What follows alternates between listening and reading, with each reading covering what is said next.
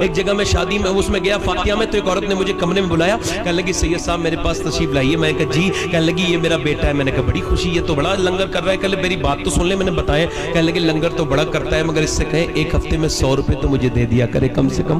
میں نے کہا کیا ہوا؟ کہنے لگے 100 روپے بھی نہیں دیتا، دوائی کے لیے پریشان رہتی ہوں، اور جب میں اس کا باپ مرا تھا نا تو میں پان کھاتی تھی، مگر 1 سال کے بعد اس نے پان بھی رکھوا دیا کہ تیرا پان کا خرچہ میں نہیں اٹھا سکتا. اور کہنے لگی اس سے کہو میں بوڑھی ہوئی ہوں مگر اندھی نہیں ہوئی ہوں. یہ چیزیں لے کے آتا ہے، یہ پھل لے کے آتا ہے، یہ فروٹ لے کر کے آتا ہے، اور یہ میٹھا لے کر کے آتا ہے اور اپنے بچوں کو دیتا ہے. کیا میں نے اتنا برا کیا ہے اس کے ساتھ کہ یہ مجھے پھل دکھاتا تک نہیں، بیوی کی طرف جاتا ہے، بچوں کی طرف جاتا ہے. یار بتائیں آپ کتنی گندی بات ہے یہ. امی عائشہ فرماتی میرے پاس ایک عورت آئی، دروازہ دستک دی، میں نے دروازہ کھولا. کہنے لگی میرے بچے کئی دن سے بھوکے، کچھ دے دیجئے. اما عائشہ فرماتی میں نے 3 کھجوریں دے دی. اس نے ایک کھجور ایک کے منہ میں، دوسری کھجور دوسرے منہ میں، اور تیسری کھجور وہ اپنے منہ میں رکھنے کا ارادہ کیا. بچوں کو دیکھ کر کے منہ میں ایک کھجور رکھ لی، مگر بچوں نے اپنی کھا کے ماں کی طرف کو دیکھا تو ماں کھانے والی تھی بھوکی، مگر منہ سے کھجور نکالی، 2 ٹکڑے کیے، آدھی اسے دے دی آدھی اسے دے دی. امی عائشہ کہتی میں یہ دیکھ کے روئی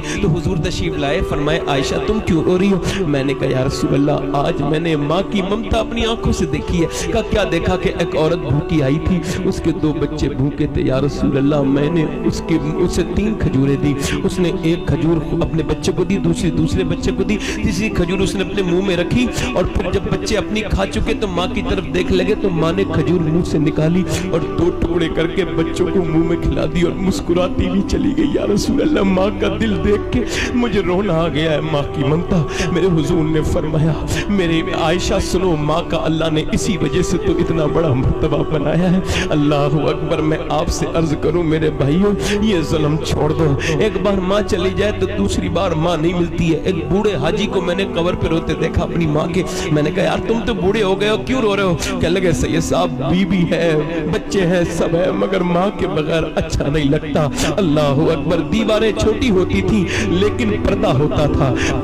تالے کی ایجاد سے پہلے صرف بھروسہ ہوتا تھا، اور جب تک ماتھا چوم کے رخصت کرنے والی زندہ تھی دروازے کے باہر تک منہ میں لقمہ ہوتا تھا.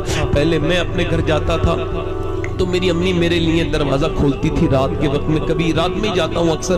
اب میں جاتا ہوں تو امی کو فالج گر گیا ہے، وہ گھر میں رہتی ہیں، مگر جاتا ہوں تو جاگتی رہتی ہیں. ایک دن مجھے بلایا تو مجھ سے میں نے کہا امی نیند نہیں آئی؟ تو میرا ہاتھ پکڑ کے پھر رونے لگی. میں نے کہا کیا ہوا؟ کہنے لگی بیٹے جب تمہاری گاڑی کی آواز سنتی ہوں تو آنکھ کھل جاتی ہے. کہنے لگی تم حضور کے جلسے میں جاتے ہو، اتنی دعا کر دو کہ اللہ میرے ہاتھ پیر ٹھیک کر دے کہ جب تم آیا کرو تو تمہاری گاڑی کھولنے کی چلی جایا کروں. اللہ اکبر. یار ماں ہوتی ہے، اپنے کتنے بچوں کا خیال ماں باپ دونوں رکھتے ہیں، مگر 2 ماں باپوں کو بچے آج نہیں رکھتے. وہ بڑھاپے میں ملتے ہیں ماں باپ. یار ان کا قدر کرو، ان کی خیال رکھو، ان سے محبت کرو. وہ چلے گئے تو پھر دوسری مرتبے تو نہیں آئیں گے نا.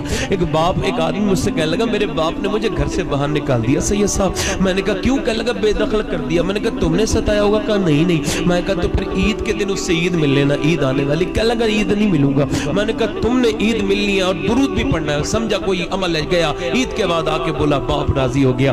رونے لگا. میں نے کیا ہوا؟ کہنے لگے میں نے عید والے دن ابا سے کہا عید ملوں گا، دروازہ بند کر لیا. میں نے کہا ابا عید ملوں گا، زبردستی اندر گیا. میں نے کہا ابا عید ملوں گا. میں ناراض تھے نا تو ہٹانے لگے پیچھے کو. کہتے میں نے زبردستی باہوں میں بسا لیا. اور میں نے جب اپنی باہوں میں جکڑا ہے نا اپنے باپ کو تو کہتے میرا باپ جو ہے نا تھوڑی دیر تو میری مخالفت کرتا رہا، مگر جب میرے سینے کی گرمی اس کے سینے تک پہنچی تو میرا باپ پھر پھوٹ کے رونے لگا. میں نے دیکھا ابا رو رہے تھے. میں نے کہا ابا کیوں رو رہے ہو؟ کہنے لگے بیٹے آج تو نے مجھے جتنی عزت دی ہے اتنی کبھی عزت نہیں دی ہے. میں تجھے آواز دیتا تو سنتا نہیں تھا. تو کیا سمجھتا ہے میری کمائی یہ دولت ہے؟ میری کمائی تو ہے میرے بیٹے. میں نے اپنی جوانی میں آگ لگا کے تیری جوانی کو میں اجالا کیا ہے. میں نے پردیس کاٹے ہیں، میں نے مزدوریاں کی ہیں، میں نے تب تو اتنا بڑا ہوا ہے اور بڑے ہو کے تو مجھے ستاتا تھا. کہنے لگا سید صاحب بہت لوگوں سے عید ملا ہوں مگر جتنا باپ سے عید ملنے میں مزہ آیا کبھی اتنا مزہ نہیں آیا. یار اپنے باپوں سے عید ملا کرو. یہ چلی گئی دولت تو پھر نہیں ملے گی. کبھی اپنے باپ کے ہاتھ چوم کے دیکھو. کسی پیر کے ہاتھ چومنے میں وہ مزہ نہیں ہے جو باپ کے ہاتھ چومنے میں مزہ ہے. کسی پیر کے ہاتھ چومنے میں وہ مزہ نہیں ہے جو ماں کے ہاتھ پیر چومنے میں مزہ ہے. میرے حساب سے تو یہ سب سے پہلے عزت کے لائق یہ ماں باپ ہے جو گھر میں بیٹھے. ان سے محبت کرو، انہیں مناؤ. یہ جو بوڑھے تمہاری جنت اور دوزخ کی ضمانت ہے انہیں راضی کرو. کر لو. او لوگوں موت مختصر ہے. عمر جیسا انسان عورت کے سامنے کھڑے کہتے ہیں تو عمر کو معاف کر دے. کہنے لگی چل تیرے کہنے سے معاف کرتی ہوں. کہا تو پھر لکھ کے دے دے. کہا میں لکھ کے تو نہیں دوں گی, میں جانتی نہیں ہوں لکھنا. کہا تو میں لکھ لیتا ہوں, تو دستخط کر دینا. کہا ٹھیک ہے. حضرت عمر دستخط کروانے والے تھے اور وہ عورت آ گئی. اس میں کیا لکھا تھا؟ ایک عورت ناراض ہو گئی تھی, عمر نے اسے بھی راضی کر لیا ہے. اور وہ عورت, وہ حضرت علی آ گئے, حضرت حذیفہ آ گئے. حضرت علی, عمر کہنے لگے دستخط کرو. حضرت علی آ گئے, کہنے لگے امیر المومنین آپ یہاں بیٹھے, ہم آپ کو ڈھونڈ رہے تھے. عورت نے کہا کون امیر المومنین؟ کہا یہی تو امیر المومنین ہے. کہا یہ عمر ہے. کہا. عورت بولی عمر ذرا مجھے معاف کر دے, مجھے معاف کر دے عمر, مجھے معاف کر دے. کہا کیوں؟ کہا میرے گھر میں تو نے جھاڑو لگائی, میرا کام کیا, مجھے نہیں پتا تھا, میں تجھے نوکروں کی طرح آواز دے رہی تھی, تو ایسا انسان ہے, میں تیرے بارے میں غلط گمانی کا شکار تھی. عمر بولے تم مدینے میں رہتی ہے, اگر میں تیرا خیال نہیں رکھوں گا تو پھر حضور کو کیا جواب دوں گا؟ پھر حضرت علی سے بولے لے علی, جب میں مروں تو میرے کفن پہ یہ رخ رکھ دینا, حضور آئیں گے تو کہوں گا یا رسول اللہ. سرکار فرمائیں گے کیسی حکومت کر کے آیا؟ کہہ دوں گا یا رسول اللہ ایک عورت بھی ناراض ہو گئی تھی, میں اسے بھی دیکھیے منا کے لایا ہوں, لکھوا کے بھی لایا ہوں یا رسول اللہ. میں کہتا ہوں عمر جب اتنے لوگوں سے معافی مانگ سکتا ہے تو تم اپنی ماں سے معافی نہیں مانگ سکتے؟ اپنی بہنوں کو مناؤ یار, بہنوں کو مناؤ, بھائیوں کو مناؤ, محبت کرو, محبت آگے بڑھاؤ, اللہ سے معافی مانگو. اللہ سے نوجوانوں تم سے گزارش کرتا ہوں کہ تم اپنے رب سے معافی مانگو خدا کے واسطے. ایک کفل نام کا نوجوان تھا, لڑکیوں کے ساتھ زنا کرتا تھا. حضور فرماتے ہر رات نئی لڑکی منگاتا تھا اور زنا کرتا تھا. ایک فرماتے میرے آقا کریم کہ ایک رات ایک لڑکی آئی تو رونے لگی. اس نے کہا تو رو کیوں رہی ہے, میری رات خراب کر رہی ہے, کیا تجھے پیسے نہیں ملے؟ وہ کہنے لگے او ظالم, سب کچھ پیسہ نہیں ہوتا, میرے بہن بھائی مر گئے مجبوری, میرے ماں باپ مر گئے, بہن بھائی بھوکے, مجبوری میں آئی ہوں. اور ڈر کس سے رہی؟ کہ اللہ سے ڈر رہی ہوں, آج تک میں نے گناہ نہیں کیا, سوچ رہی مالک مجھے معاف کر دینا, میں گناہ کر رہی ہوں. تو کہنے لگا تو اللہ سے ڈرتی ہے؟ کہاں. اتنی روئی وہ لڑکی کھڑے ہو کہ تجھے کیا پتا ظالم میں کتنی نیک ہوں, میں نے کبھی گناہ نہیں کیا تھا مگر آج اپنے بہن بھائیوں کی وجہ سے. حضور فرماتے اس کے رونے سے اس کے آنسو دھل گئے. اس کے آنسو جب دھلے نا, اللہ اکبر, وہ اس کے آنسوؤں سے اس کا دل دھل گیا. وہ کہنے لگا جا میں نے تجھے اپنی بہن بنایا, جا تو نے میری عقل ٹھکانے لگا دی, لیے پیسے لے جا. سارے پیسے دے دیے. حضور فرماتے ہیں وہ تو چلی گئی مگر یہ رات کو رو کے بولا میرے مالک زمین بھی خدا کی, زماں بھی خدا کا, مکین و مکان لا مکان بھی خدا کا, گناہگار بندے کہاں جا سکیں گے خدا کی خدائی سے باہر نکل کے. کہنے لگا ہے میرے مالک اگر میرے جیسا گنہگار کوئی نہیں ہے تو تیرے جیسا کریم بھی کوئی نہیں ہے, اگر میرے گناہوں کی کوئی حد نہیں ہے تو تیرے کرم کی بھی تو کوئی حد نہیں ہے. میرے مالک توبہ کرنا میرا کام ہے, قبول کرنا میرا تیرا کام ہے. ایسی ہچکیاں لگی, مر گیا.